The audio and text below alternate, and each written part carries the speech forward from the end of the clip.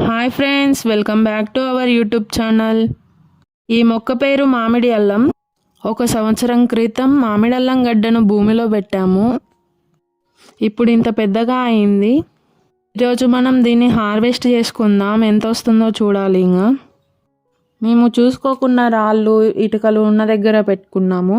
మీరు మంచిగా మెత్తటి భూమిలో సారవంతంగా ఉన్న దగ్గర పెట్టుకోండి. హార్వెస్ట్ చేసేటప్పుడు ఏ ఇబ్బంది రాదు, మంచిగా ఉంటుంది.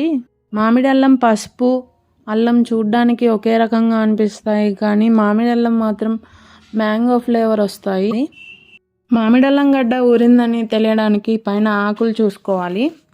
ఆకులు ఎండిపోతే లోపల భూమిలో ఉన్న గడ్డ ఊరిందని తెలుస్తుంది. మామిడి అల్లం అనే కాదు, చామదుంప, గడ్డ ఇలా ఏదైనా ఆకులు ఎండిపోతేనే లోపల ఉన్న భూమిలో ఉన్న గడ్డ ఊరిందని తెలుస్తుంది. చూడండి ఫ్రెండ్స్, మన మామిడి అల్లం ఎలా వస్తుందో. ఈ మామిడి అల్లాన్ని బయట 2 రోజులు ఆరబెట్టాలి. ఆరబెట్టాలంటే ఎండలో కాదు, మామూలుగా నీడలోనైనా అలా పెట్టాలి. గాలిలో ఆరబెట్టేస్తే లోపల ఉన్న పచ్చి వాసన అనేది పోతుంది మామిడి అల్లానికి. మామిడి అల్లాన్ని మేము పచ్చడి ఇంకా పొడి కారాన్ని చేసుకుంటాము. చాలా బాగుంటుంది తినడానికి టేస్ట్.